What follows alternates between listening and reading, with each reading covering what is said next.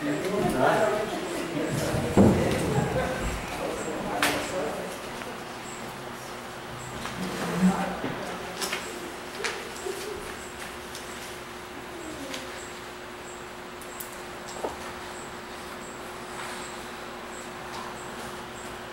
I'll call the meeting to order. First thing is approval of minutes of August 4th and 17th. Is a motion to approve those minutes? Motion to approve the minutes of August 4th and 11th. Any discussion? All in favor? I just have some questions about some of the things since we don't have like old business on our agenda. So can I ask those now? Okay. Things. The Cornwall Ct, we were waiting for approval, state commission. Have we gotten any further on that? We have to forward to them a schematic of the tank. Okay. So that has, Who's drawing that? well, I just got a sample tank from the company that provides it, so we need to get that to the state. Okay. And then the invasive plants, we authorized you to pursue a reasonable plan of attack on the Japanese knotweed and the giant hogweed. Right. Any plan? Well, the plan is to contact local sprayer when he comes back from vacation, so he's not. Okay. And who's that? Steve Kosciuszko is licensed to do that. He's back. He's back. Yeah, that's He's back. So I figured that he's probably got a lot of people calling him the week he's back. So. Anything else? yeah, that's it. All right. All those in favor? Aye. Additions to the agenda. I'm sorry, was that motion for both the Yes. August 4th and 11th? Yes. Okay. Addition to the agenda, I have three.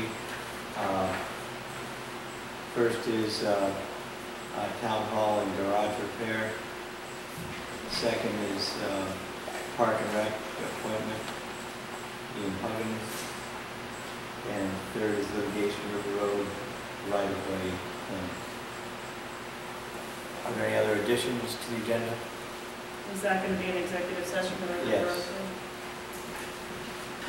I'd like to add selectman's office Wi-Fi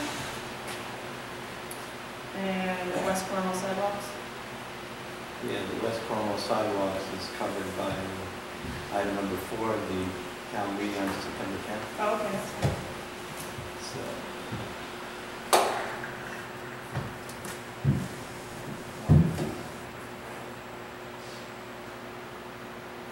Okay, any other additions? All those in favor? Aye. Next, communications. Are there any communications? I have quite a few. Houston Valley Association sent a thank you letter to everyone for all of our help in the Riverfest. Jill Gibbons sent a letter that she received a $2,500 grant for school supplies for the kids. Right. That was awesome. Are we going to talk about the masonry course? Yes, that's under repair. And then the letter from Stan McMillan about the Greenhill Lakes fireworks. Right. Seems to be self-explanatory. Yeah. Oh, and then we did receive that letter on the Wish House drainage. Right. We sort of acknowledged it at that meeting 3 weeks ago that you weren't able to attend. Right. So have we had any further No. But movement on that? Any plans? we're going to look at that when we get finished our current list of activities. What current list of Well, activities? Jim's here, and I'm sure he can tell you all the stuff we have to do in the next 2 weeks to get ready for paving. That's item number 2. All right. So there was stuff that we have in the pipeline. All right. Yeah, I just wanted to make sure we had quite a few things in correspondence that we received in the last couple of weeks. Right. But they don't require any action. You don't necessarily have to do it. No, but I mean, it's good to recognize, you know, $2,500 that Jill got from the Community Foundation. That's great. It is good. School supplies, clothing, it's clothing and everything, not just Yeah. backpacks and bindings. Okay.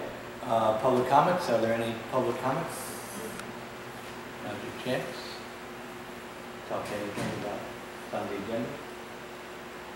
Give us an update on the Office Walk Road drainage. Is that done or? That's complete. Jim and the crew did an excellent job. The grass has already started to sprout down there, and it looks like it's came out very well, and it took a good amount of work, but I think it's a good permanent solution to that fairly difficult problem. So it's done. Do you know what the final cost is? Well, the main cost was the $6,000 of engineering, and then all the stone came from our gravel bank, right, Jim? Yes. And then we, Jim probably spent the better part of a week down there, 4 or 5 days, something like that. So it's just, regular labor for the highway department. It's part of the regular budget. So. Okay. Any other public comments? Next is scenic roads with the Conservation Commission. Okay, thank you. I would really like to address everybody, so I can punch this around and you guys can get over there so you can see it. I'm going to talk to the points on the easel, so if you're just listening to me, you're probably going to miss something.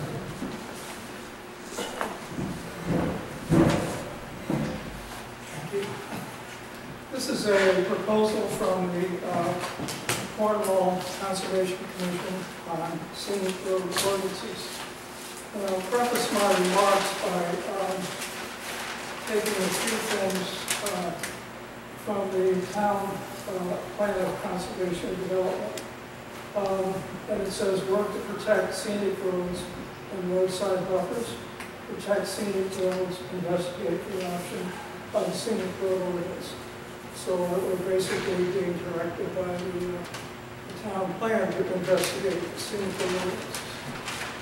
And what I'd like to take you through is the state statutes, an example of a scenic road ordinance, critical questions. The first three were distributed to you in advance of the meeting, and then some discussion of pros and cons of the scenic road ordinance for the town of Cornwall. So the state statutes basically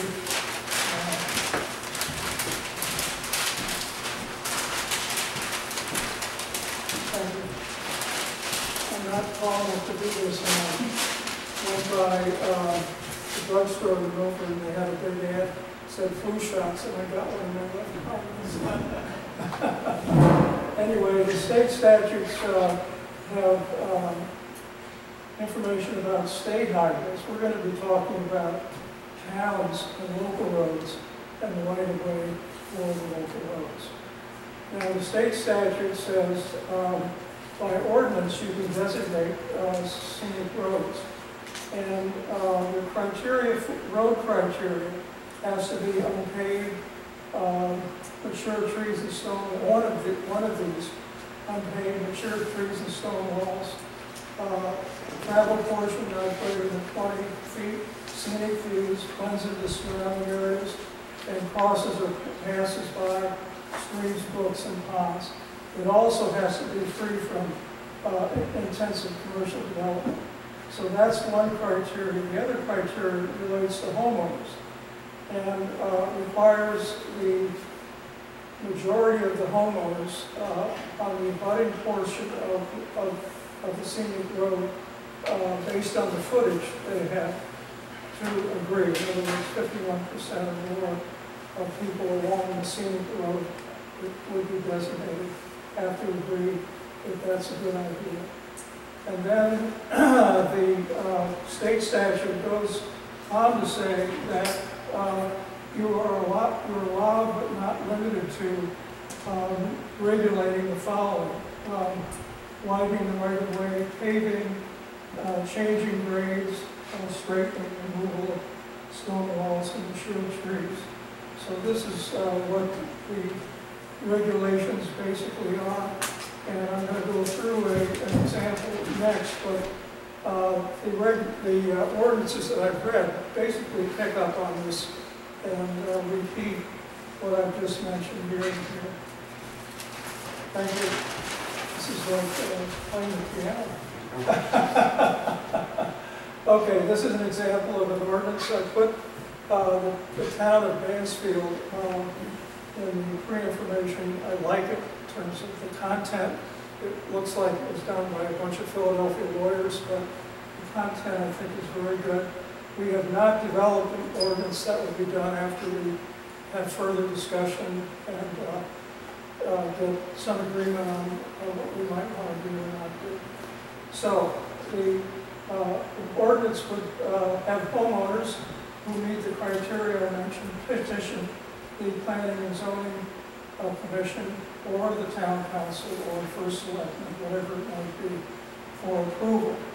And once that is approved, then there would be maintenance initiatives. One is routine maintenance, cutting down branches, removing snow, the general stuff. And the other would be the regulated ideas, such as paving, widening the road, and so on. And the planning and zoning would be, could be delegated or could be done by the town council or first selectman to look at the alternatives and see what the minimum impact would be and then approve. In all cases, safety is first. So safety would trump anything that the homeowners would wish to do if that were necessary. And Brent Cooley gave an example in Sharon where they had a road, gravel road that was getting a lot more traffic than they ever thought, and they were concerned about the safety, and they talked with the neighbors and they developed a turnout, and that dealt with the issue. And so safety was the governing factor. Now, there are a number of questions that we posed to Tom McGowan and helped us do some research on this. And how many towns are doing this? Would we be inventing the wheel, or has this been done? And we had good information on the New Milford-Danbury planning area, and most of the towns in that area have gone for scenic roads. We have neighbors here, in addition to Sharon, Washington, for example. What's the benefit? Why would we do this? And it provides a balance between safety and alteration of the roads. And that currently does not exist. And the rationale is that it's a public benefit. There's been some discussion about, well, why would we ever do this for a particular road and a few homeowners? The answer is it's a public benefit, not just a benefit for the homeowners. And when would when the scenic road ordinances are invoked, is there agreeable negotiation? And the history of this is yes, it's worked well for the many towns that Tom and ourselves have been familiar with. We also asked the question of, is scenic road, could you do it for just these stone walls and trees? And the feeling of Tom, and I agree with him, is it's preferable to have a scenic road ordinance because otherwise the scenic values are not paramount when there's alteration of trees and walls. Finally, let's take a look at the pros and cons. There's a track record of workability. Many towns have had this. Towns that have had scenic road ordinances for a while are basically most of the roads actually are scenic roads. And if you look around Cornwall, most of our roads could be scenic roads if the homeowners wish to participate in this. It gives, the pros are, it provides homeowner involvement, and hopefully they would take measures on their own property to improve the scenic value of the road in addition to that, which is on the right of way. Balances safety and scenic values, and the non-highway initiatives, in addition to homeowners taking initiatives, it could also direct interest in having scenic easements, development easements, and purchase of property that would prevent any further development. And of course, the con is there's a process burden for the town clerk, planning and zoning, and perhaps the selectmen that would be involved. So that's kind of an overview of our proposal, what the statutes are, or an example one is, some of the issues or questions you might have that we have, and then what are the pluses and minuses. Our feeling is that on balance, we would be in favor of a scenic road ordinance. And one of the things that tips the scale for us is homeowner involvement. And we value that very highly, and this would homeowners involved in the management of the roads.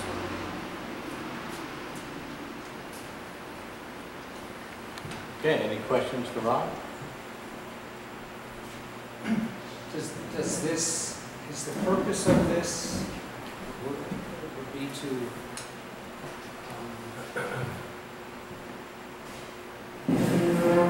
prevent is the right word. This is really an ordinance that requires the town, it's more for that the town and the town road aspect has to go through a process, not so much for the homeowner and what they, does it somehow control what a homeowner can do? Well, the homeowners say, we would like to have a scenic road because we have these scenic values, and we meet the criteria that I just described. And the town would say, yes, we agree with you. Then if there's an initiative to make a major alteration in the road, then there would have to be some discussion between the town and the homeowners. But the initiative that you're talking about is that the town would want to do something. Or that Yeah, the town or anybody. Could be the state, it doesn't matter.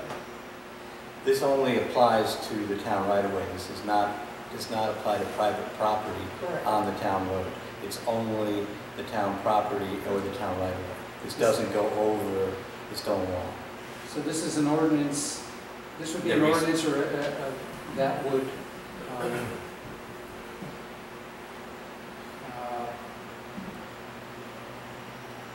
It would affect town operations. It would not affect. I guess that's it would not affect the landowners, the private landowners' operations. And I did, because I knew this was coming, I did investigate this by talking to other area first selectmen in Washington and Sharon. Washington first selectman was very lukewarm about it. Said it was a burdensome process on the town. Did affect in some cases the maintenance of the roads. Sharon was more dire than the first selectman there, so they're actually in the middle of a lawsuit over the scenic. It was generated because some people on the road wanted certain changes. The town opposed maintenance, and then apparently they've been sued over doing that maintenance by a homeowner in Sharon right now. Jim and I spent the morning with the first selectman in Sharon talking about sand and salt, so we did talk to him for quite a while on how this actually play out on the ground for the selectmen, for the highway department, and he said that they are currently, there's some people that wanted the maintenance done and some people didn't, and the people that didn't now apparently are suing the town in using a scenic road ordinance to do that because the town needed to upgrade the road because there were people there that needed to access their property, and not everybody liked that idea, and so it's become very contentious. I think also that he did give me a copy of the scenic road ordinance that they adopted in Sharon, and it does say the town will not take down mature trees, and every week we are asked by people to take down or look at mature trees on the town right-of-ways. And if there's an ordinance in place that says you won't take down mature trees, we could also be in a conflict that we don't have now. We have, I think, a pretty good track record of working with homeowners on trees. We have a good track record of preserving stone walls. There's already existing protection 4 stone walls in some statutes. If they're a boundary to a town property or any property, they can't be disturbed if they're on a survey map. So I don't, based on the local experience of area towns, I don't see the benefit. And plus there is, according to this, keep a petition road by road, so there would be a certain amount of work for this board and the town to go through all these petitions, but I agree, I don't minimize the importance of the scenic value of any road in Cornwall. I think they probably would all apply, but I think if we're talking about the right-of-way, we have a pretty good track record of doing proper maintenance, necessary maintenance in a way that's not harmful. We are limited by our budgetary constraints. We don't, when we resurface roads, we just do the sections that need to be redone. We have a maintenance program that way. We did, from time to time, we have paved a section of Pritchard Road. We paved a section of Flatlatch Road because it was just washing out all the time. So I think occasionally roads do need to be uprated. We are limited by our budgetary constraints. But I don't see there's a big problem here that has to be addressed by doing this, and it could be potentially opening up a big can of worms and getting us involved in more controversies that currently now we're not involved in. So that's what my investigation has come up with. I didn't know if Jim or... Well, one other question that I would pose is, based on, I guess, what you're saying, is there some specific incident or general incidents or incidents that have occurred recently in the last 5, 10, 20 years where the town, in their maintenance of the roads, the right-of-way, did something that, that's what I was trying to understand, did something that was, that would have been protected or prevented by this ordinance? And that's kind of why I was asking what the ordinance was. I'll pick up on one of Gordon's comments about Sharon. I talked to Doug Cooley on the phone. We spent as much time as you did. But my impression was that the town shot themselves in the foot. He was a new selectman coming in. Things were in motion to put culverts on the side of the road to reduce the maintenance cost of the gravel road, and that widened the road.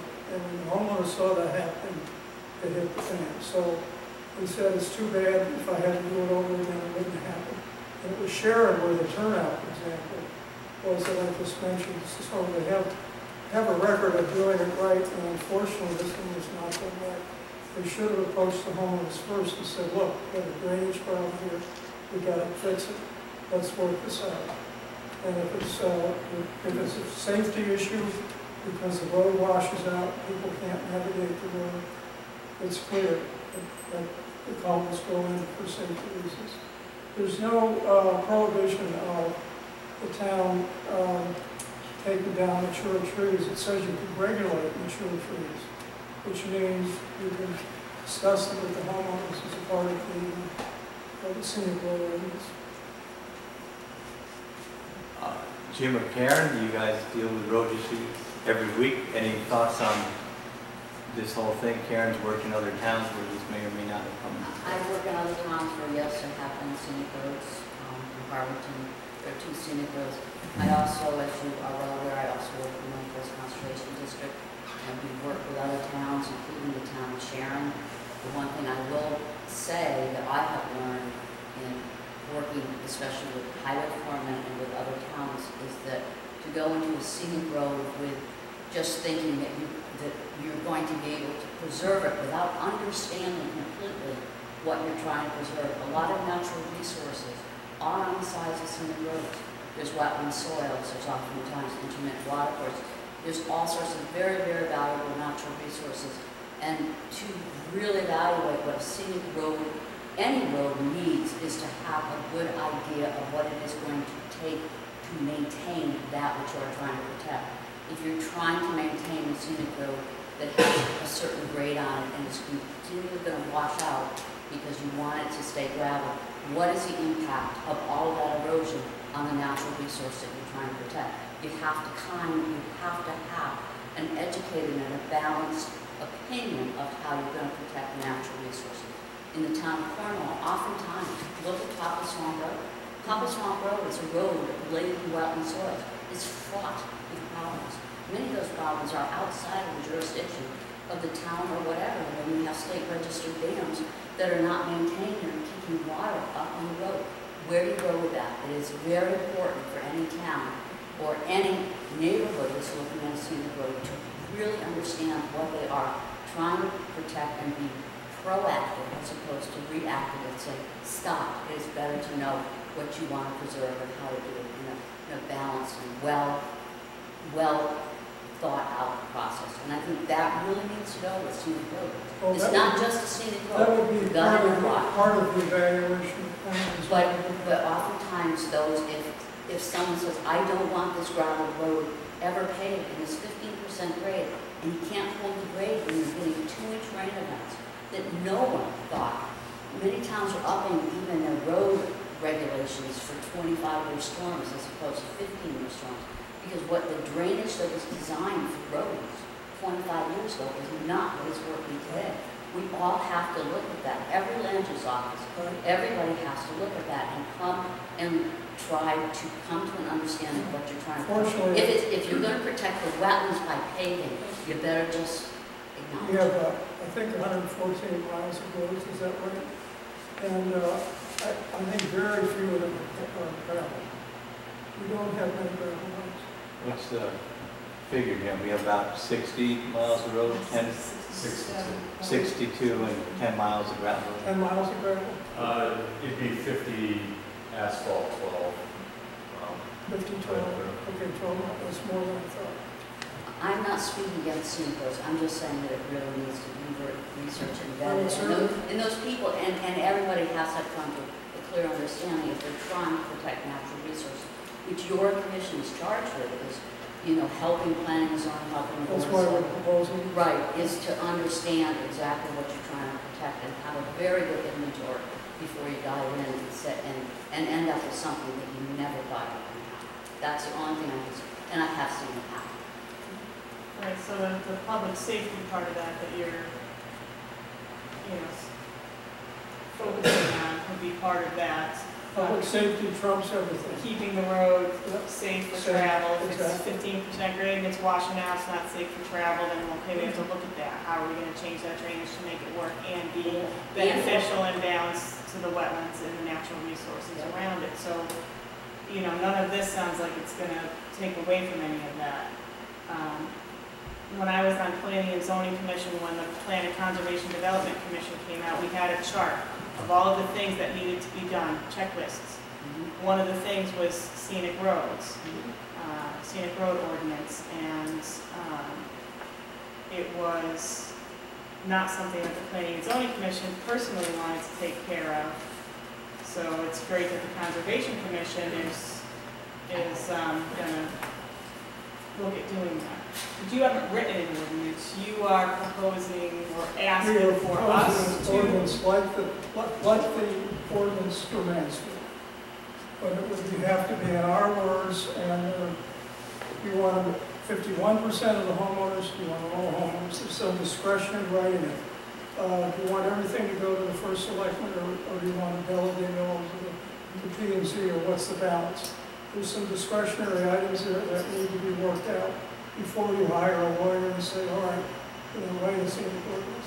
And so your commission is gonna work on writing that with, you're looking for board permission to say, go ahead, work on that? Or you want Tom McGowan, the town planner? I think we would go to Tom.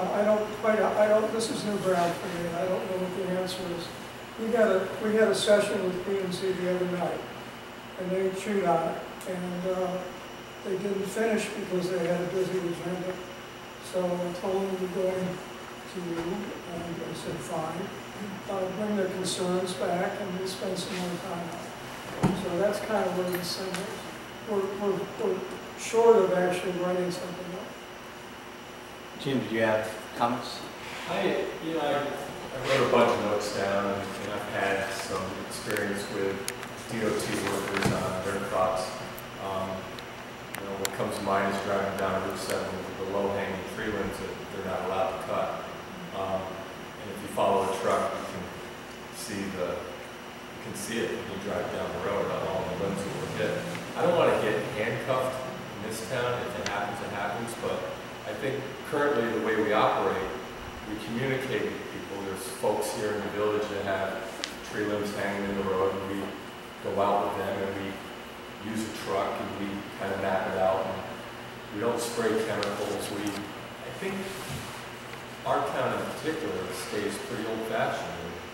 I haven't been around 54 years, never went anywhere else, and I haven't seen anything other than new houses.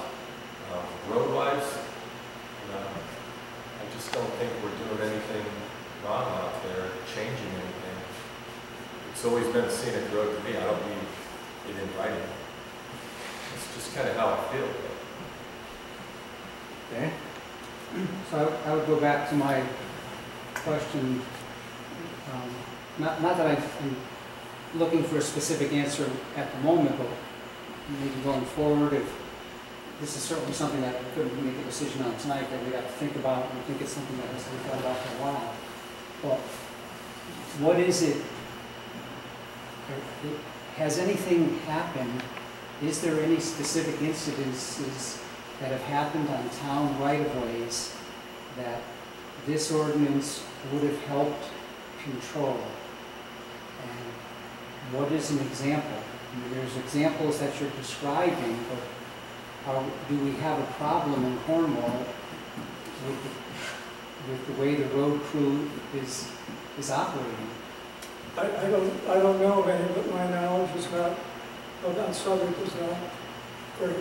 Because the problem I have too is like, we have situations where people ask us to take down a tree that's hanging over their property. So we go there, it's an old tree, we get an arborist, we get the tree warden, we look at the tree. Yes, it makes sense to come down, or we can cable it, or whatever we do.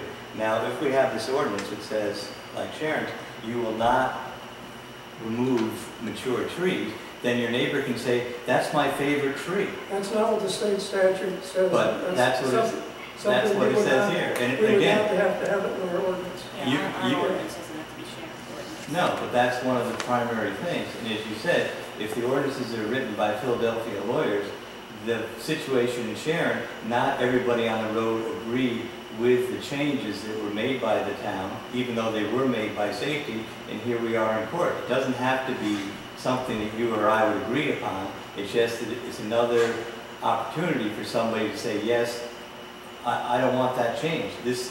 You're not doing it according to this. And I don't see why, if it's been a problem, we would jump into it. The ordinance has a process for evaluating the interest of the homeowners and making a decision. But right now, it's town property. The right-of-way does not belong to the homeowners. They live next to the right-of-way, but the right-of-way belongs to the town. In the same way, some people don't like people parking on the side of the road, but it's the town right-of-way. Another thing Mr. Colley said too is once they had these scenic roads designated, now they have more traffic because people are looking for motorcycle rides in the country on scenic roads. And now people are complaining because they're on a map as a scenic road, which has now attracted more traffic, which wasn't the idea to start with. And I'm just saying, if these other towns have, they don't have to be on that. They don't have to be on a map, but it's a designation, it's a sign. And I'm just telling you what. Most scenic road ordinances prohibit signs. I'm just telling you what the first selectman of Sharon said. This is what happens, and I'm always, before we try something, I'm going to see how it plays out in other towns, and what I'm hearing is not a great success. And I know we, as planning and zoning, have a long list of our agenda things that we have to be doing, and I really wonder whether this is something, I mean, there's a lot of conservation issues even on our agenda tonight that we need to be spending time on. And if we spend a lot of time on something that may not be worth it at the end. I mean, I don't know, I'm just skeptical. I mean, if I'd gone to other first selectmen, they said, yeah, it's great, it's done, it's preserved this, it's done this, but they're sort of saying it's a burden more than it really accomplishes what people want it to do. And so something like this that's in the town plan, approved by the town, that says they want us to look at scenic road ordinances, and we say, What it says is investigate. It doesn't say pass, Okay. because this was also passed by the Planning and Zoning Commission. It wasn't adopted by the Board of Selectmen, which has jurisdiction over right-of-way. It wasn't adopted by a town meeting. It was a planning document. There's a checklist of stuff that we're supposed to investigate, such as reactivating the Conservation Commission, which we did. But it means we want to investigate, which means going out, see if this makes sense at this particular juncture or not. So it doesn't say you must, it says you should investigate, which I think is what we're doing. It's on the checklist, and that's one of the reasons we're here tonight, and planning is only considered it. There's a bunch of ideas that came out with, but it doesn't mean that we have to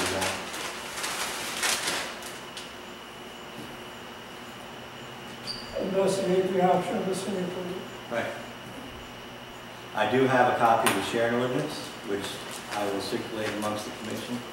I've read that, but I don't And if think- you have something from Mansfield, we'll be glad to look at that. I Maybe that's sent- what we can do I tonight. sent that to you by email. Okay, all right, And we'll, also to Heidi and Richard. all right, so we'll look at the ordinances, see what we And it can. does not, that ordinance and others I've seen do not prevent town from cutting down trees. It only allows the town to regulate that. But I'm working with homeowners and deciding what the best option is, and if the best option is to take the tree down, the tree goes down. Okay, well, thank you, Ron. Any other comments? Thank you. Okay. Next is summer road paving program with Jim Vaneke, highway foreman.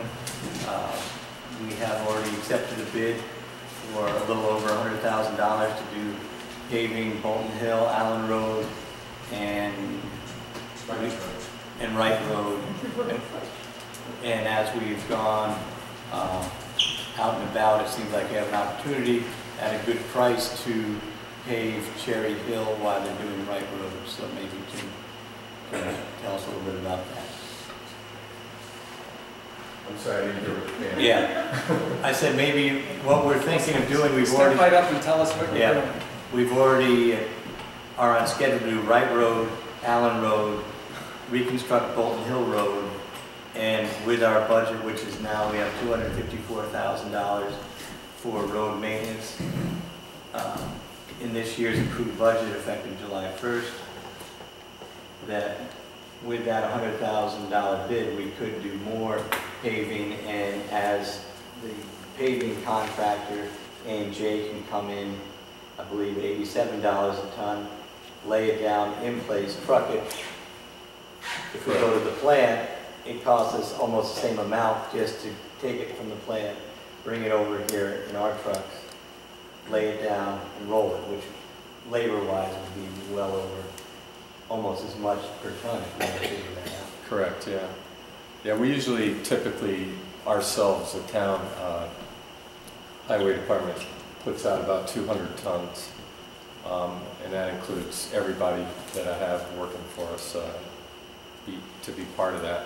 And this would, I'm trying to farm it off to a contractor. I think it'd be more cost effective to have them do it. Right. That 200 tons.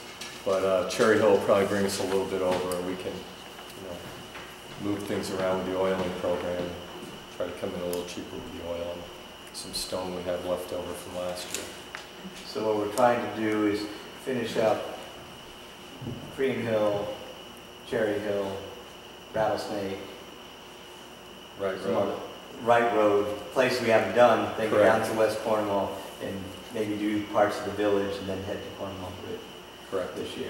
We got down as far as close as Pierce Lane. But, if we can get through that northern area of town, which Right. has some breakups, we should be in good shape. So that's, I guess, our proposal is to spend in addition to the $100,000 of reconstruction and paving, to increase that to, what did you think about? I think we're right around 31,000. Yeah, so another 30,000, and that would set up Cherry Hill Road to be paved in the spring, or to be oiled in the spring. Correct. In that section. So that seemed to be a good use of it. So I'm a little confused here. Yeah, we're Good. going paving or oiling. We So can we're, go yeah, well, good. So So you're talking two or about, three yeah, yeah, just, yeah, if you use a roller, make the roller heavy, Right. then make the roller. The paving that we're talking about is Wright Hill Road, Correct. Bolton Hill, here, Yes. which is gonna be reclaimed. Correct. Reclaimed and paved 3 inches of asphalt. And what were the other? Allen Road. Allen Road will Allen also Road. be ground up in Allen Road.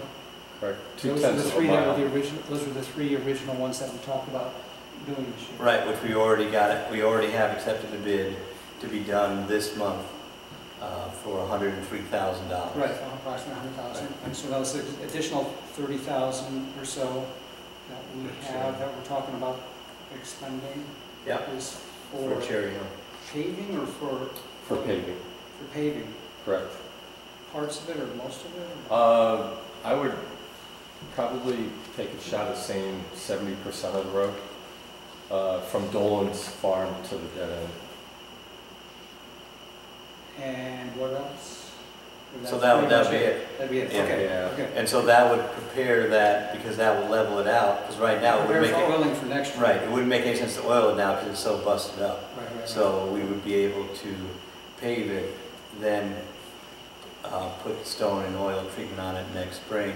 The other thing that Jim has been paying attention to, because right up to the Goshen line and Allen Road, they've just done a chip seal this summer, so we're always have our eyes out for different ways of resurfacing the roads. And Roger Kane was the project manager for that, so they did a summer chip seal of the roads in Goshen. We're using the older oils, so we have to go before May 1st, but they did a summer, yeah, so they did a summer oil, so we'll see how that holds up in the spring. So I believe the summer oil is probably a little less expensive than what we used in the spring, or not? No. No, Not I think as it was running a little different, higher, Right. but I'm not sure which oil they use, so. Right, so there's another whole, It's Right. probably a reformulation of whatever we used a few times that didn't work out too well. Right, and, you know, they're changing constantly, trying to come up with better oils at a cheaper price. But if we can get out of this oiling in April, the last 2 winters have been pretty horrible. You know, April, we still had snow. there was still snow on the ground when we were oiling the roads. Yeah, and there's some preparation that always needs to be done, you know, regardless of how good the road is in November, you know, 6 months later, it's changed. So I've had a little criticism about, you know, why'd you oil the road, but it's been good, but it'll give us a little more prep time if we can get into May, June, if that works out with how Well, if Allen Road things went, shows, yeah. yeah, but we. It all depends on how the snow plows treat it, you know, Right. if it stays It all on looks road, good it's- when it's done. Right, in summer, and then What's it look like after? it's a lot of abuse. The following spring is the test. Yeah, Right. so we're keeping our eyes open, always. So I think that would save a lot of wear and tear on our trucks too, just letting the contractor do it, so. So the discussion, So the real thing today, because we've already committed to the 3 roads, is resurfacing a good part of Cherry Hill for $31,000, of which we have $254,000 in the kitty right now. We spent about $130,000 on oil treatments this spring, so we'd be in the ballpark. okay.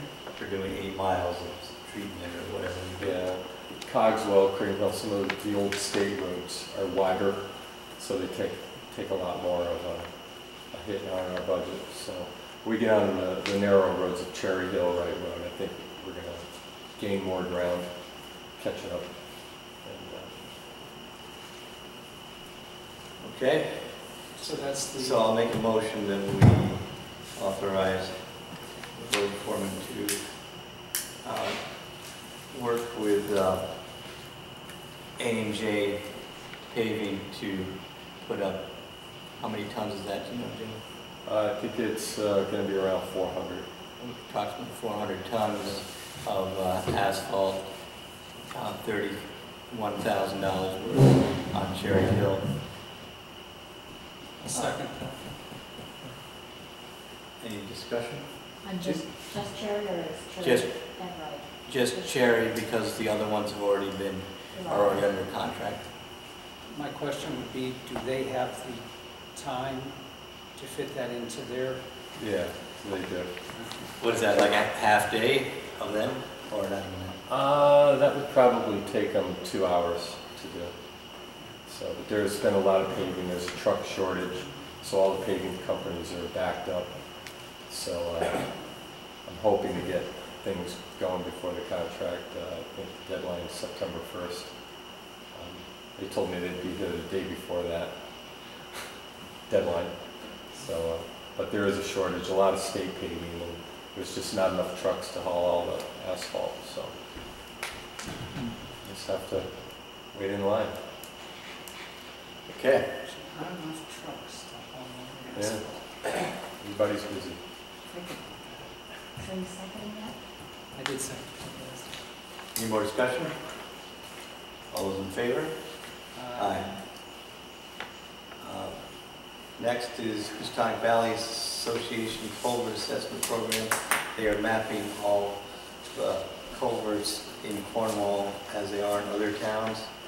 And then they are going to do some modeling to show us which culverts may be undersized for floods or whatever. And they also can apply, once they do this, they can apply for federal money for replacing culverts with bridges, and they talked about applying to replace Lake Road culvert as part of this program. So it may be a bit of, they're doing the work themselves, and it puts us in line to maybe get some grant money to replace some of the culverts that are undersized in the name of better wildlife habitat, replace a crumbling culvert with a bridge. I don't know, we'll see. There's no obligation on our part other than just say we can work with them, and they'll give us a disc of all. We can have a guess of how many culverts are in our town, but there's a lot. Okay. It's interesting how many crossings they say in Flemish Brook alone. Right. So, do we have a time frame from them when this I will be? think he was, yeah, there is something, I don't remember seeing that. fall 2016, I think, was read. I think that was what his thing Yeah, was. it's right on the first page. Yeah, fall 2016. That's generous, that's good.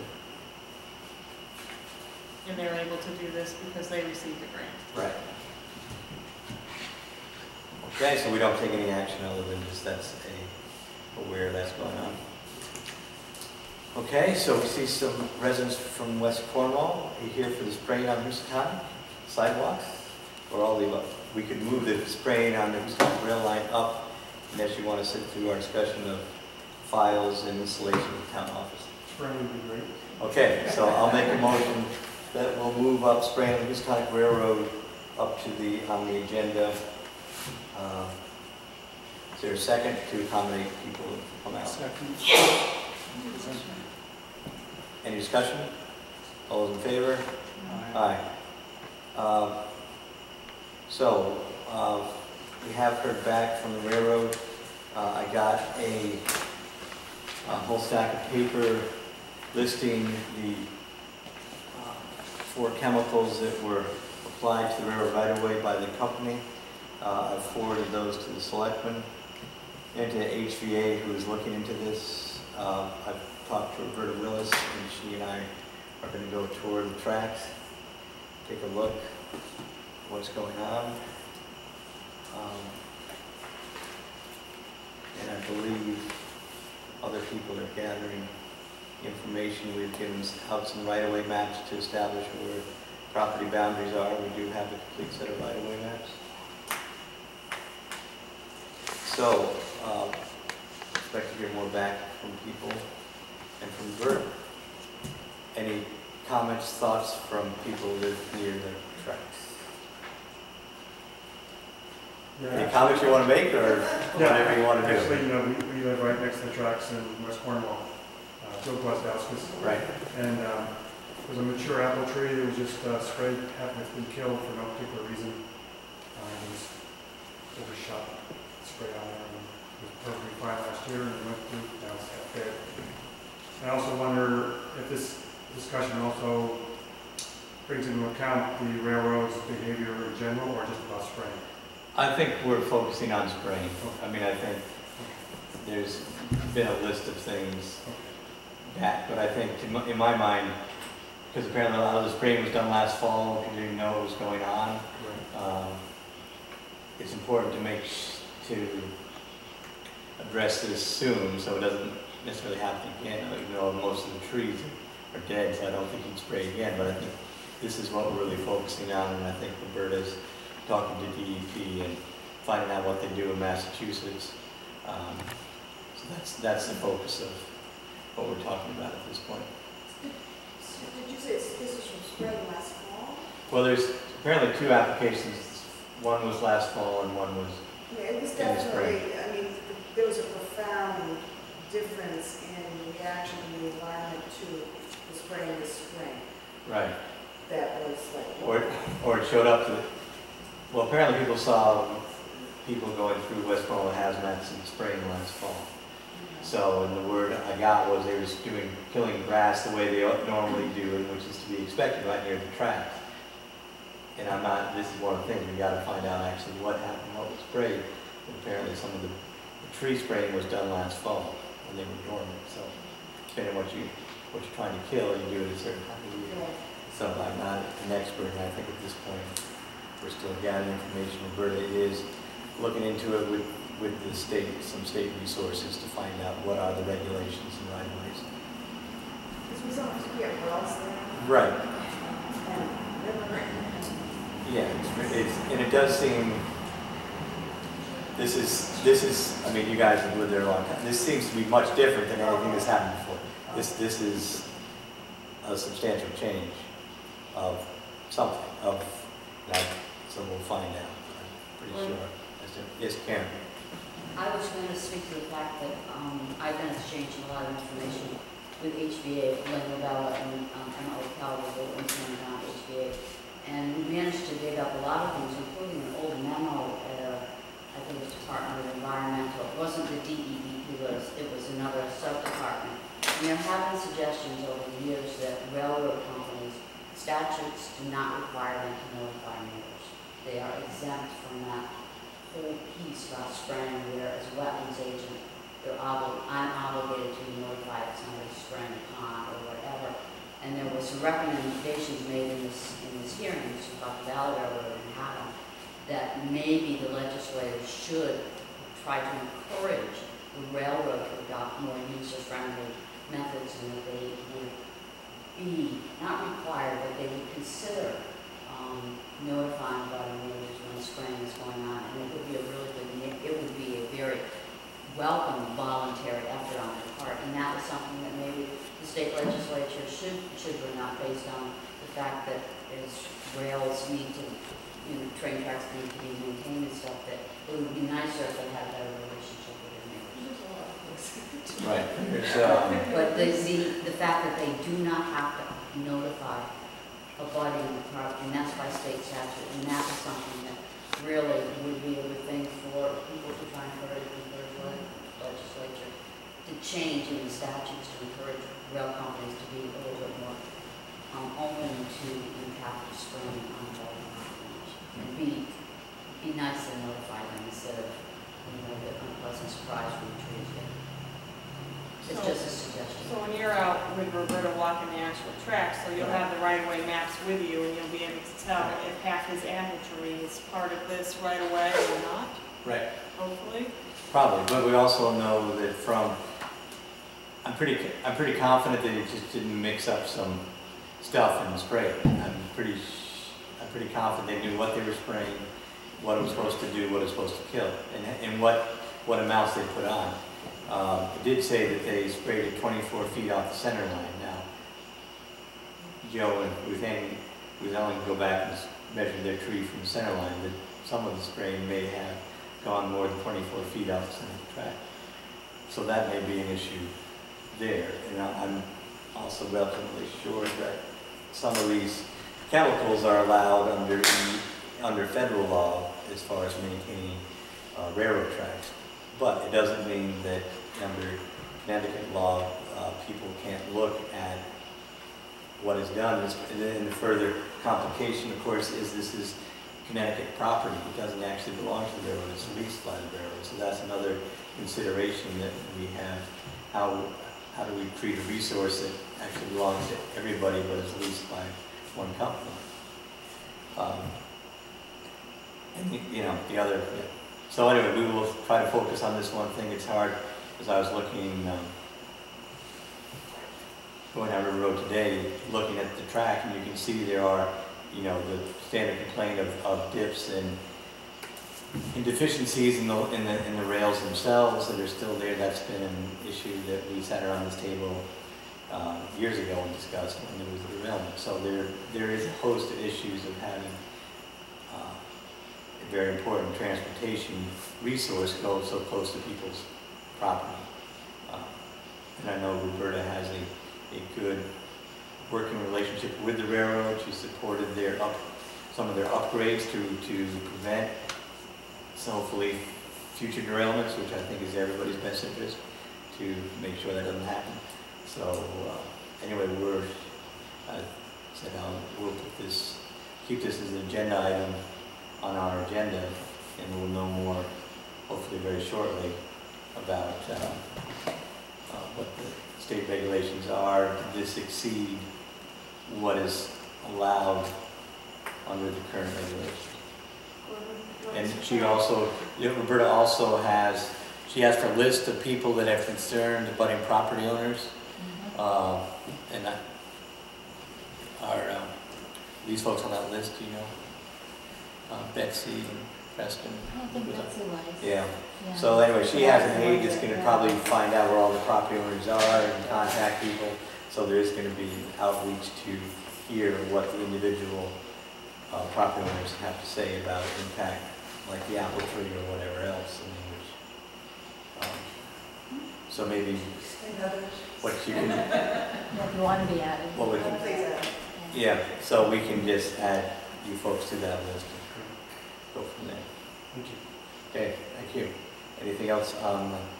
Karen, do you have any questions? Yeah, I just got a phone call yesterday that a tree had fallen across the tracks on River Road. I think it's like half a mile south of the Falls Village line.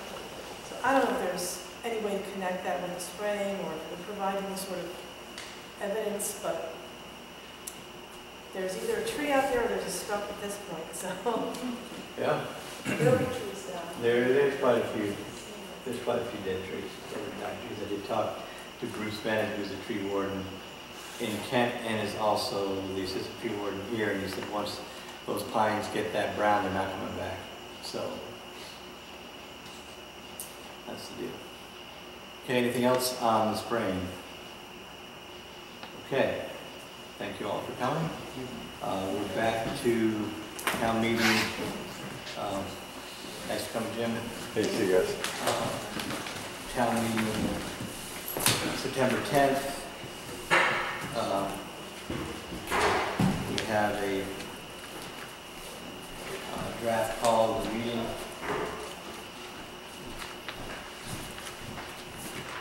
That's what we hopefully will sign tonight, get it in the paper.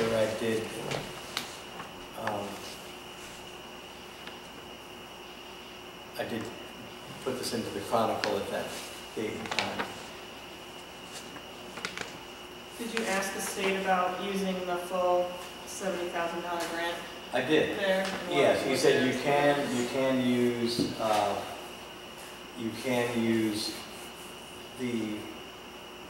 only, first question was, can we just do one project? He said, yes, you can just do one project, you don't have to do the same project.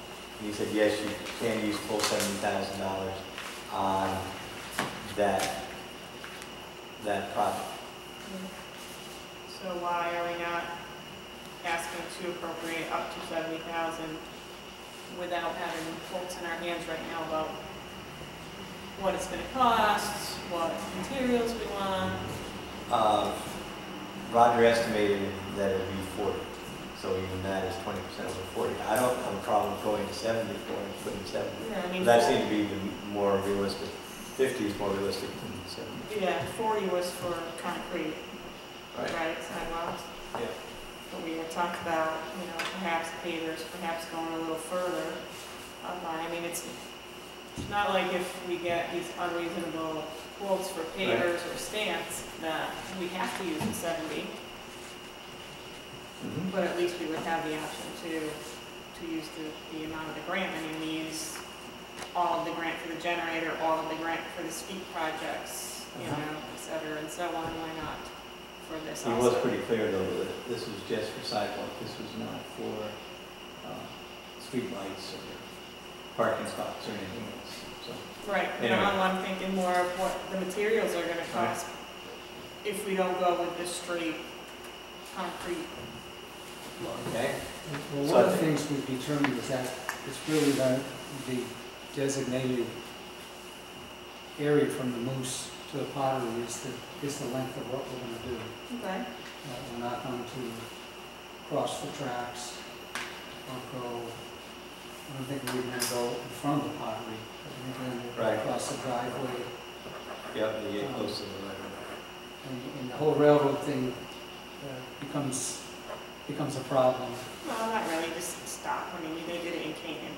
There's 2 crossings in Canaan, but they just stop the sidewalk at the tracks, trucks go through, start again. But on the other side, it's not gonna go anywhere, so there's nothing Well, it would go in front of the Wish House.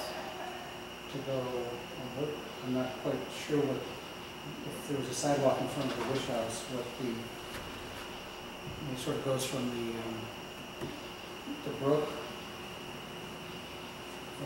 to the road, so I'm not quite sure. Well, it would just sort of continue the look of it, draw people's attention up that way, slow down traffic maybe coming down around that corner.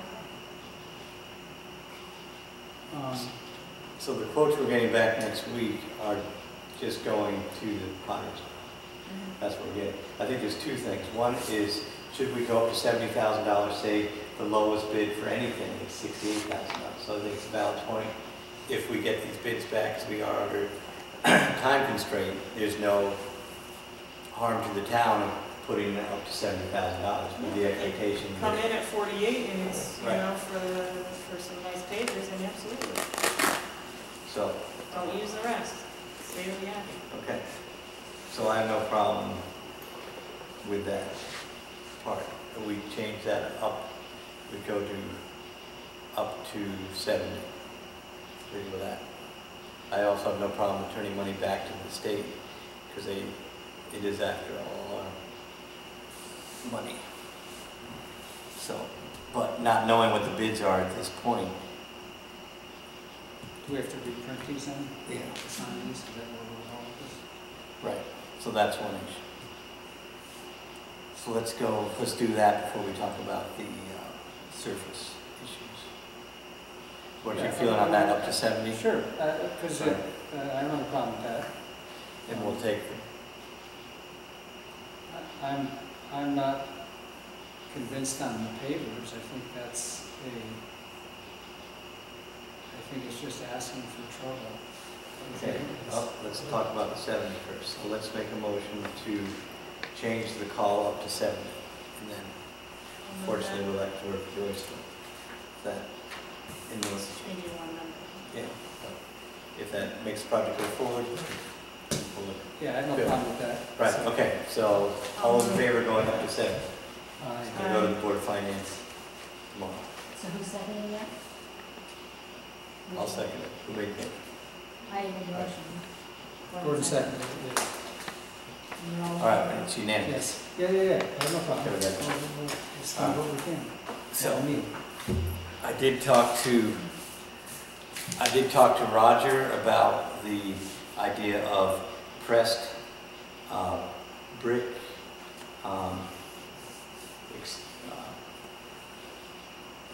surface on the sidewalks.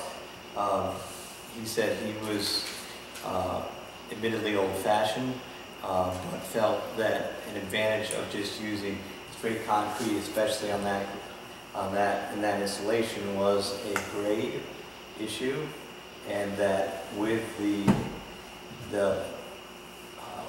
different pattern would probably be more expensive, and it could be harder to maintain in the wintertime, especially on a grade. So the problem is we've got a sidewalk, well, some sidewalks along, some aren't.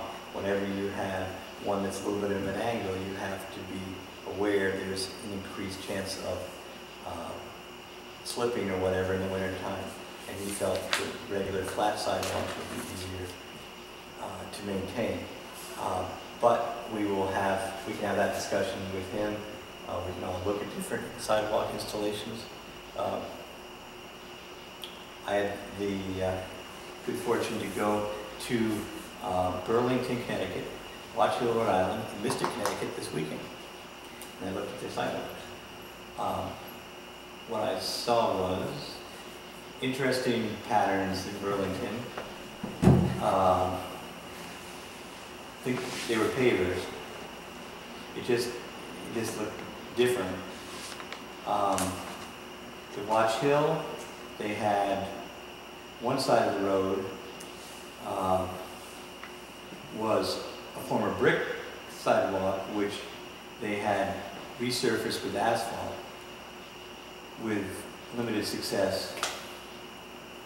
The other side was standard concrete with expansion joints every 3 or 4 feet. Similarly, in Mystic, they had concrete sidewalks. In none of those places did I feel, I did go up to Falls Village, saw them, they have some interesting designs, but used also concrete for most of their sidewalks. I felt none of those places that, just my own personal opinion, that none of the places did the sidewalks texture add or detract from the visiting experience of there. Certainly, you know, they're all beautiful places to visit in their own way. And the different uses of sidewalk, I didn't really think made or detracted from the visiting experience. It was just interesting, new sidewalks, different places, and I do think we have to be aware, seeing what failed in Watch Hill, which does fail in other places, that we will probably not get a grant to replace these. So I would like to have something that would, you know, be pretty durable, the most durable thing. So I agree. that's my. Falls Village used a lot of concrete, but on the edge they did line some of it with the pavers, which gives it a little bit of a different look. Canaan actually, I think, has all 3 options. When you start at the light, you start out with pavement, and then it transitions to concrete, and then it transitions to the pavers. And I had to admit, driving through that, as I got closer to the main street where the pavers were, it looked a lot nicer. The pavement was cracked and chipped, and the concrete was cracked with weeds growing through it, and the pavers they looked nice. And they weren't the bright or dark red ones. They had, you know, subdued yellow and beige kind of color. So I think it can be a matter of preference. Richard, any thoughts on sidewalk textures? I think in all the applications you're referring to, the grade was nothing as steep as what we're talking about. Watch Hill was steep and concrete. In concrete. Yeah. The pavers didn't look so in the good. summer, do they have any kind of a winter? And it's, right, well, whatever it Do is. they even maintain them in the winter? Or I would, just yeah. You know? And their winter's Yeah, not they good. do. Concrete in the winter is pretty darn slippery. Have you asked any of the owners of the property in West Cornwall what their preference? I was just curious. We did meet with the owners. I'm not sure we did, because actually the butters, but not, I can talk to them. That's all. Yeah. It's only fair because you're changing their environment, so you gotta, So you haven't specifically asked them? No, to as far as, no, this surface issue came up after our tour with the butters. Right? Yep. so I bring it up. Good. Because I'm one of, well, I'm not, I'll be seeing it. Right. But it also seemed in most places where people visit, there is a sidewalk. I got that much figured out. Yeah. Yeah. Okay, any other thoughts on surfaces, sidewalks? I'm I all mean, for durability. right, I think the pavers just are gonna move, there's not gonna be in concrete, they're gonna be in dust, and they're not set in concrete. I saw some new ones that are already breaking up. They were in crossfall. They were already breaking. Anyway. Okay, so we will have our next selectmen's meeting and then followed by the town meeting to probably discuss this thoroughly. Do we need to sign this tonight? Or to have a call timely?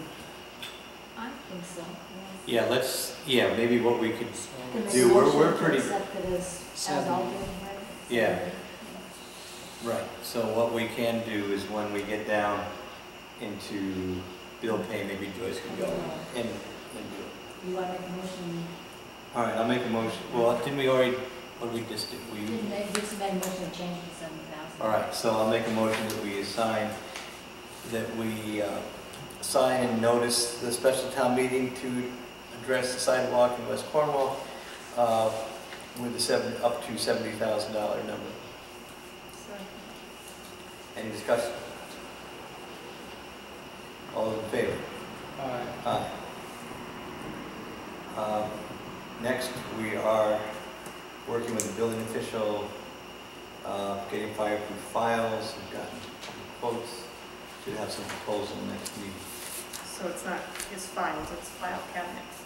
File Correct. Storage. Storage. He needs 32 linear feet of file. And that's not part of his contract that he would supply some of No, that? I think we have to do that. Do you have a copy of that contract? I know we looked at it quickly when we reviewed Right. it. We can get you a copy of that. So, are we still studying? Yeah, or we're still finding the best deal for files. We've come to the point of thinking they should be vertical files. These things weigh, the horizontal fireproof cabinets can weigh in excess of 500 pounds. Most fireproof vertical cabinets are weighing over 300 pounds. So just thinking that sometimes they may have to be moved, it's probably better to go vertical. That's as far as we got. And that's empty, they weigh that much? Yeah. It's a big deal. So, horizontal are this way that you open up and they're nice and wide, yep, and vertical are deep and you pull them out. it just stacks like what we have in And they our, don't weigh as much? they don't weigh as much. Even though they're not as large? Yes, they don't weigh as much, but they don't hold as much, so you need more of them. Yes. Yeah, it costs as much. It's gonna cost us. You There's need probably more no, of them.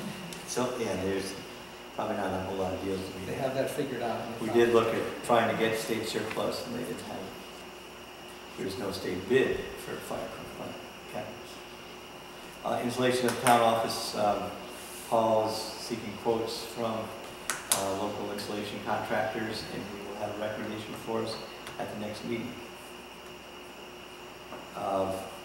Spraying on the Housatonic Railroad. We've done bridge dance coming to West Cornwall with or without a sidewalk on September 19th. That's a Saturday.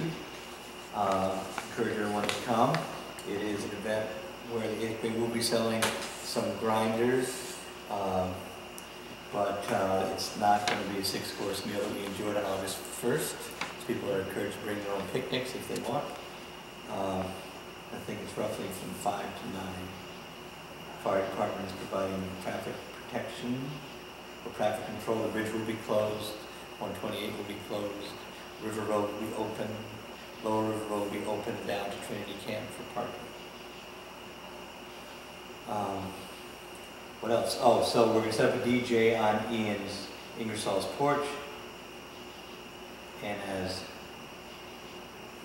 fate would have it, his son is getting married up at Cream Hill Lake on an abutting property to the town beach that same afternoon, and he would like to use the town parking for the wedding. It's a fairly small event. So the beach will be closed, and as we do use his porch for events in West Cornwall, I thought it would be only fair to let him use the town's parking lot for his son's wedding in the best country tradition of swamping. The beach is already closed, we're The not beach- closing it for the wedding. No, the beach will be closed after Just Labor because it's Day. after. Yeah, so I think that would be a good swap. He's going to come in and fill out the standard use of town property things, but I just want to let you know so that people go by there on September 19th and know what's going on at the beach. So the dance in the bridge, there's no band, it's gonna be the DJ on his porch. Correct. Okay, and is alcohol gonna be allowed? No. I mean, if people, we're not going to provide any, but we're not going to, you know, I'm not You're going to go down gonna there. police it, I'm right? not going to go down there and confiscate things. People Right. should behave themselves as they always do. They're mostly there for a dance, Right. not for anything else. So you're saying that Lower River Road, Will be open down by the library. I misspoke. It'll be open down. It'll be open so people can get in and out. But so how are people going to be coming down there? From They can- David? well, they'll be able to drive all the way down and then park on the road. So we'll kind of have an area, Yeah, we've gotten a permit from the CLMP to park by the library in their parking lot. we're going to narrow it off some so that people will be able to mill around in front of the bridge. Yes, And we'll sort hopefully of- cone off that, and I've got to talk to the people on that part of River Road, I mean, Lower River Road, saying it might be restricted. If Yes. this is the bridge here, and the moose is over here, and Yep. Ian's here, the bridge. So you're gonna somehow put cones here Right, to make people be driving over here, close by the Right. moose. Yep. And so that this is the area where the, coming up, the dance will happen. where the new, over Mill Brook and that Yeah. area, that bridge and that bridge. As opposed to going down the road this way. Yep. Won't be down that way so much because there'll be traffic going down. Right. Yeah, people will congregate or in the bridge and around the front of the bridge. So Richard, do you know you're gonna have that Paint the Town exhibit, which everybody thinks is very good? The what? The Paint the Town exhibit in your Yeah. art gallery, that'll be open? It's there now, yeah. Will that be open for part of the night, just for if you want to mill around and do something? Yeah, yeah. That'd be good. Yep. Got good reviews about that. Oh, sold about 4 paintings. Good. It's good. Okay, anything else about the bridge dance? And thanks again for the 275th committee and the fire department for helping with that.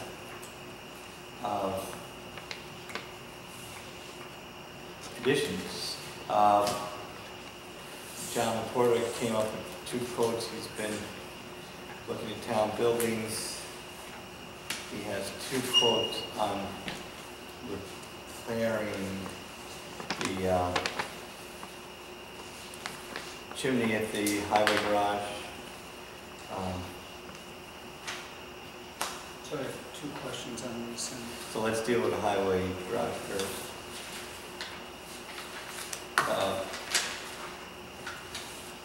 Yep, okay, the highway garage, he mentions that there's right. no counter flashing. That's, it passes through 2 roofs, one roof that was just redone, Yeah, correct? yeah. And then the one higher up. No, it goes outside the building. So you go out, the flat roof that was just done is here. Chimney's here, it comes through the flat roof, and then it goes up the side of the building, and that's where the problem is. There's a gap between the side of the building and the chimney. It's like a 1-inch gap at the top. So what his proposal is that, And then it goes through a roof up at the top. no, once it goes through the lower roof, it's outside the building. It doesn't go through the gambrel barn. So where is the flash, where is it not counter flashed? It's not counter flashed up at the top where it runs up against the building at the very top. So it comes out of the flat roof, goes up against the wall of the gambrel barn, and then there's a gap between the chimney there. So what he's suggesting is we seal that up, have a roofer, probably Ralph, just put some wood and flash the chimney. Is it leaking in? Not badly, Okay. but it's wider at the top than the bottom. Does it need to be secured? He thought that might be something to do, although they don't normally like to do that to chimneys. They like to sort of stress them out in time, I guess. So I make a motion that we accept this proposal of $1450 to redo the top of the chimney at the highway garage. I'll second that, but I'm still asking about the counter flashing. Right, so there needs to, And that needs to be somehow, right, it probably should be done Soon, now as long yeah. as the staging's already up. And right. I'll talk to Ralph soon, because he's also finishing up some stuff at the firehouse. So I would be of the mindset that if we're going to spend this money to do the rest of the chimney, Yeah, the staging is all there. yeah, Ralph won't have to restage it. Right. He can use the staging that's there. I'm Right. sure they would work together. right. I'll get a And proposal for you from Ralph for the next meeting. well, and Is that building gonna be re-roofed? I mean, it talks about doing that when the building is re-roofed. Something. I think that, I don't think, yeah, no, I think that roof is in decent shape for the time being. So it probably needs to be done before it's. So it can just be You can put, snuck in now. yeah, well, you do the part of the chimney, I forget which flashing you do, which is counter flashing, but you do the part, which you can do now. right, You do the chimney part now, and then you do the Yeah. roof, you do the other part. mhm, I think, that's how, they're two separate parts that work together. No, that's not But we what can it's find saying. out that you can't do either part now, but we gotta find out about that part. right. The idea is to accept this proposal with the understanding that there'll be other work done at the same time. Correct. Okay? I'll second that. I think you made it, I second. Okay, good. Any more discussion?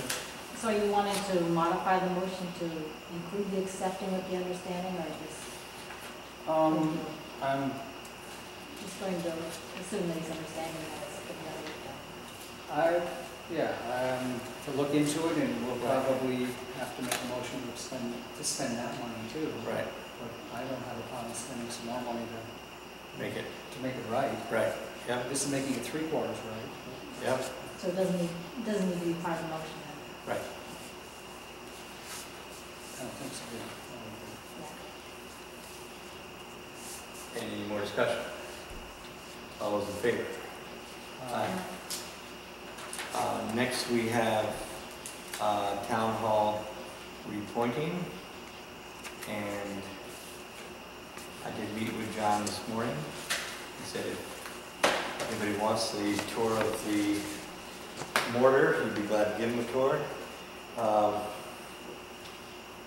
The major work, and it's spread out on all, there's some work needs to be done on all 4 walls, but some of the walls, like the wall behind the stage, there's hardly any. The mortar's in decent shape all the way around. 2 of the important areas are by the, as he says here, the finance office steps and the taller chimney, which is on the furnace, and you can't actually see the deficiencies in that chimney unless you go up the roof. But you can see some of it from the ground. He has to actually put staging up to redo the roof, to redo that chimney. And overall, I felt that this is pretty reasonable quote for the amount of work that needs to be done. And once this work is done, Yes. are we gonna put the proper gutters and downspouts in so that it'll stop eroding away the steps, the front steps, where it's all just dumping Well, off the roof right now? It's sort of interesting. What Ralph proposed was that we hire him to maintain our gutters for the winter. If they build up, he's supposed to go up there for a modest amount and just clean out the gutters, make sure they're open and working. Okay. At this point, What which- about the downspout, that's just Well, I dumping mean, all the yeah, steps that right, are we on have the to- sides? We have to think about that because there's this weird setup that we have to investigate, like the one out here, which is intact. It goes down a hole into the foundation now. Whether that makes sense or not, I don't know.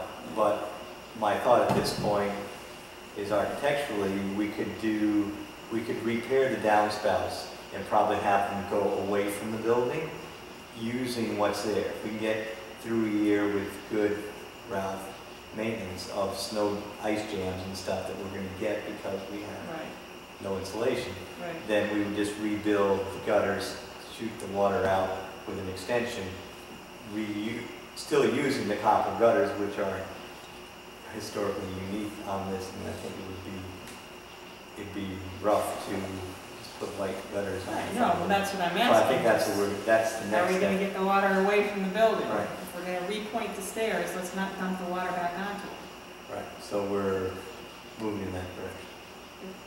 Okay? My question is the shorter southwest chimney does not need repointing at this Right. time. Yep.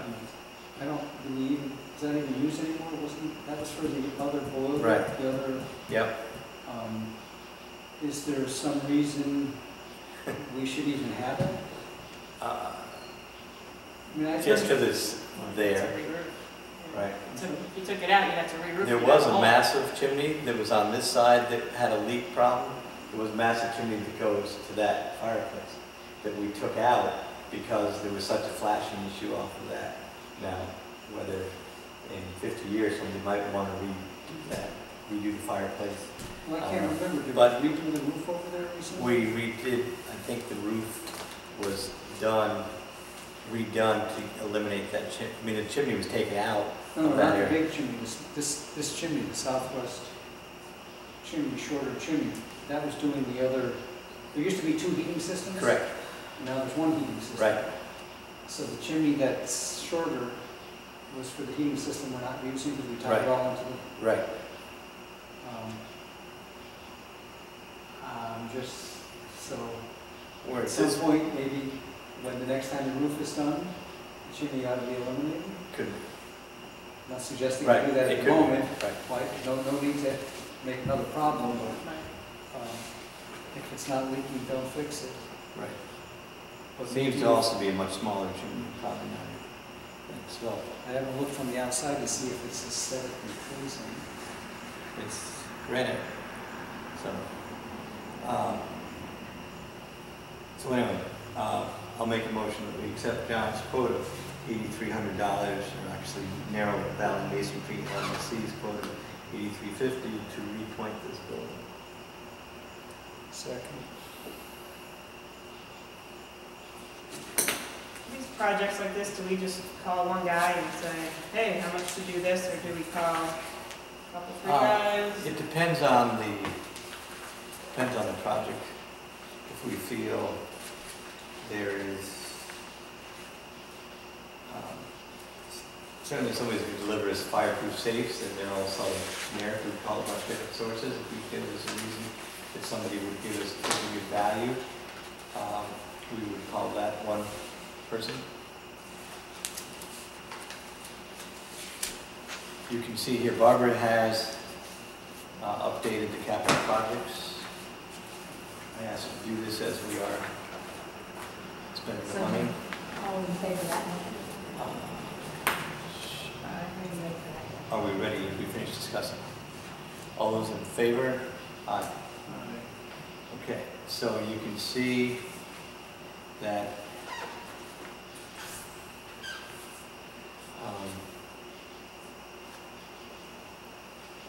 we have some money left, put some money towards reval.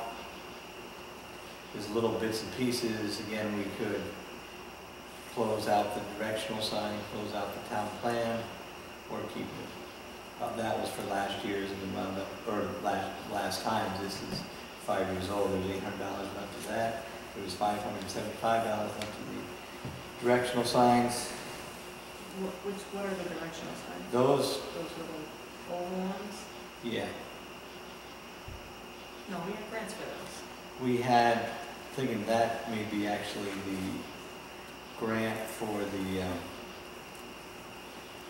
slow down signs, solar zone. This That's, is. yeah, I think that's what that is, So but I can it's find not out exactly. directional, it's a speed sign. Yeah. Pretty sure that's what that is. I think the speed signs came out of the Steep grant, but I think we had to upgrade, we had to front the money for that. But anyway, I'll find out what directional sign was directed. Or that might have been.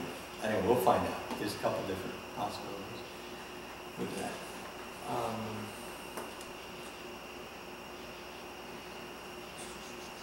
So town buildings, we have $40,000 currently. Hopefully we will get the insulation and perhaps the windows done at the town office for around $10,000. We just obligated $8,300 for the town office and $14,50 for the firehouse. So- The town garage. So that would leave us approximately $20,000 in that account. Offsetting this, I'm going to look into getting the work at the town office reimbursed by those energy grants that we got, so that we can get money back into the pledges. Couple of school projects, building repairs, fire department equipment, fire department truck is big.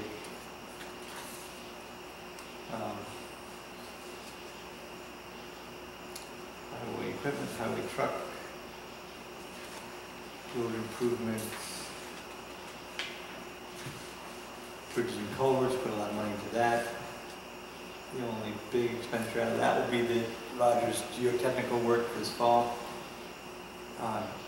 Guide rails, we got another $10,000 bill for that work that was done this spring. So 10,000 has got to come out of this? I believe so, I think that's one of the bills tonight. Hydrants, we have 33,000. Most of that will go to the tank. The tank cost for a 10,000 gallon tank is $20,000 for the tank. Road improvement, we have $254,000, which we have obligated $130,000. Equipment, transfer station upgrades. And that's about where we're at with capital projects. What does it take to close out the Just directional a sign vote. by us? And the board of finance? No, I think just by us, we say it's done, and then the money goes back to the general fund, unless we asked for it to go to another capital project. But in the town plan stuff, what they said was, I believe they can use that money to implement some of these suggestions, like scenic roads. So they could use up the $800 implementing some of the suggestions in the town plan. So it's Getting the ordinances or whatever. whatever, yeah, or Tom McGowan consulting them on Yeah. what they think is a good idea. So it'd probably be good to keep that money there. Yeah. The directional signs looks like it's a fair target. Okay, so that's the garage repair. Park and Rec appointments, 2 resignations on Park and Rec, Aaron Hedden and Anna Hubbard. The Park and Rec did send us a letter. Did we get a letter suggesting Ian Huggins? Did we get anything? We just got a,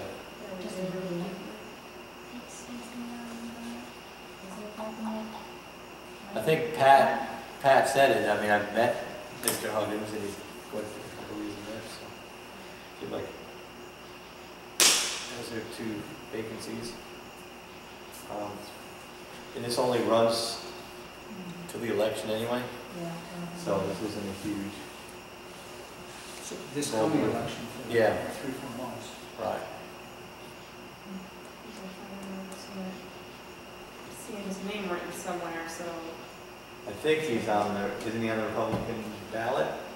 yeah, but I mean, I just thought I remembered seeing it written as a request for So, to review, we don't have anything in writing, but you're Right. saying that Pat applies. Asked us to appoint this, and then at that point, we didn't have any vacancies as of earlier, like a week ago. But there's a couple people that want to get off, and they've gotten off. The plan B was to appoint him as an alternate, because Park and Rec can appoint their own alternates per ordinance. They don't even need us to do that. So, Didn't we appoint someone else to that board just based on Tommy. Pat's recommendation? we did. Yeah. And it was, well, it was Tommy Giuliano who we got 3 Right. pages of information about to do something else. So, That was for the Torrance and Marion Hall. Yeah. Yeah. you didn't see anything? Okay. Well, Do we need to wait for something from Pat? I think we can be bold with the hope that he's gonna help us with the bridge dance. So, and I think also the fact that this is a 3 or 4 month deal is fine. Good thing. I don't have a problem appointing this person as long as, and if they live in Sharon, then we'll have a Right. unappointed. He is a registered voter. No. Right, he lives in Group 7. Okay, so I'll make a motion, we appoint Ian Huggins to fill a vacancy in the Huggins. Vacancy for full member, right? Vacancy as a full member. Any discussion? This is to fulfill, until the election. Yeah. Yeah, because all vacancies are filled by the electors at election. At the next election. Yeah. Okay? He's going to be running for that partial term. Right, and I think he's already on the ballot anyway. Right, okay, so any more discussion? All those in favor? Aye. Next, Wi-Fi at Town Hall. Yeah, so for the last few meetings, I've been trying to log on to my phone, Yep. and no one could understand why. So I showed up here earlier in the week and called, I'm standing right in front of the box and I don't see it on my phone, so I called Greg at Okie Dokie and asked him, to log in and get it back up and running, and he called me and said, oh no, the Wi-Fi was disconnected from the town hall, from the town office. And that only the public Wi-Fi was available. So I'm wondering why it was disconnected. Which one, I'm confused which one you were accessing, and I'm not aware that that one could be gotten into my office through that stone wall. And the purpose was just to beam the Wi-Fi over to that office rather than hardwiring it so they could have internet back and forth. But Yeah. it didn't work, so. And as I understand it, there was a Wi-Fi box in Barbara's office. Somehow it was shared with the other building. And is that the one you were accessing? One way or the other, I don't know which one I was accessing before, it just said Cornwall. This, Now, did you this put one a says password public. in? I had to put the password in, which was a phone number. And Yeah, see, that one's. that I was told was the Cornwall Town Office Wi-Fi. That phone number is Barbara's wife, so I'm not. Correct, and I was told that was eliminated. Okay. That he was instructed to eliminate it. Right, Yeah. we did shut that down because we had to hardwire several offices because they were getting, their It wasn't computers going went back down and and forth, whatever happened, it wasn't working as well as the hardwired system. So he suggested that we just hardwire all the computers instead of relying on this thing, which was unsuccessful. or unreliable. So that shut down just the signal going from one office to the other, which seemed like it was necessary. But So it that doesn't, happened, but it's, it doesn't cost us anything extra to just have the thing on and live, so that others, like me, can access it, but there's still a public one. that I can't get over there. So unless we're gonna meet here, so that I can get the documents, and if we have questions on things, we can get it in there. I have good Search them. strength here. You have what? I have good signal strength on the public Wi-Fi. Cornwall right now Public. here. Yeah, But I bet you if I go in the other room. go over there and sit where I sit at that table and try to search something, you'll lose it. And so, yeah, there it goes. Yeah, Is that the public Wi-Fi? yeah, it's right over Yes, there. Yeah, so unless we're gonna be here so that we're able to use technology to get questions answered, to look up documents, then let's turn that Wi-Fi back on. Or we could just add the public Wi-Fi back into there. Yeah, it just goes down to almost nothing in the other room. Right, just right. Well, that wasn't public over there, that was private. I know, but it could be the public one in there, so other people, anybody can use it. Right, yeah, anyone sitting in the audience, listening to the meeting could. I mean, the thing with that is we didn't want to have that one open, have an open channel, because it does go into the Records. into Barbara's files. So that's why there's a public one here that doesn't go anywhere. Couldn't be hacked, and if it was, you wouldn't get anywhere. And the other one was a stronger, more lockdown system, so that just the general public couldn't hop onto that. Is the box still out there? The router? No, you did that with them, if they're apart. Maybe you can set up a router inside the office. Inside the office, and they're tied into the same one, so there's a second.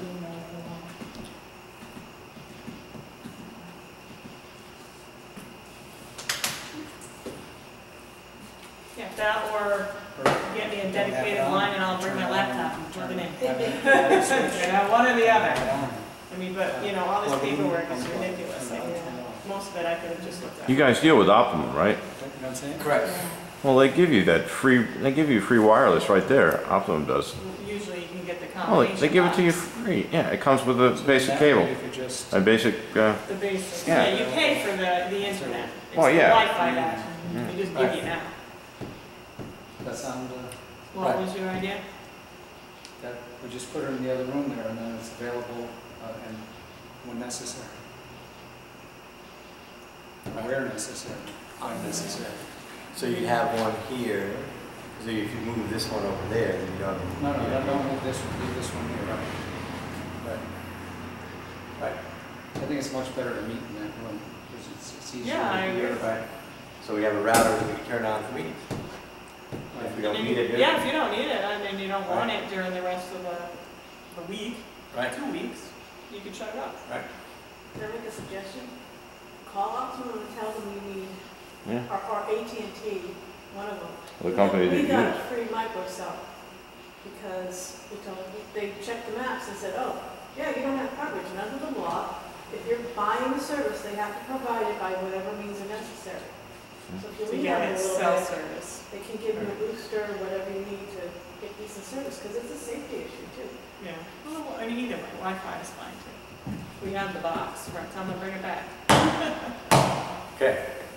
All right, we'll try to get that going. All right, anything else? We got bill payment. Joyce has to make a quick change on that. Public comment. Public comments, any public comments? Peter Talmus. Yeah, question. Why did they stop paving at Kent? I thought they were supposed to pave up Route 7 and up Route 4 to Cemetery. This is No. State of Connecticut. Yeah, I know, but I mean, do you know why they stopped? because it's a convenient place to stop. They said they're going to, I think next year they're going to keep on going. I would hope Next so. year, what is it? Yeah, there's something happening in Cornwall next year. The biggest problem, gets right back. State of Connecticut has 1,500 miles of road. They have enough money to pave 30 of them. So they don't have the money to maintain their roads the way they should. So they only have enough money to go to the Kent line. Supposedly they're coming up this way next year. Oh, okay, because originally in the paper, Yeah, it it was designated, reported that way, they couldn't. right, They were gonna come all the way up From through. always up to Cornwall Bridge and Route 4. up to Right, I believe that's scheduled for next year. next- I believe. It was, I think it was, Jim was saying that there's, somebody was saying there's a shortage of trucks for the paving? No, it's shortage of money. They only have enough money to pave. I understand that. 3% of the too, but roads It every seemed year. as if the paving, the Kent So who's section, doing it? well, that it took for a long time because there just weren't too many trucks. Uh-huh. But it is so nice driving through Kent. Oh my God, it's awesome. You go, what happened to Cornwall? There you go. Are they able to do anything with Golden Hill Road, like, I mean, I know they can't widen it, but are they gonna level it when they grind it? Oh yeah, it's gonna be like Route 7 in Kent. It'll be nice. Beautiful. Yeah, for 30. It will. It will be smooth. It'll be like School Street. It'll be good. It'll be ground. Okay, anything else? All right. That's it. That's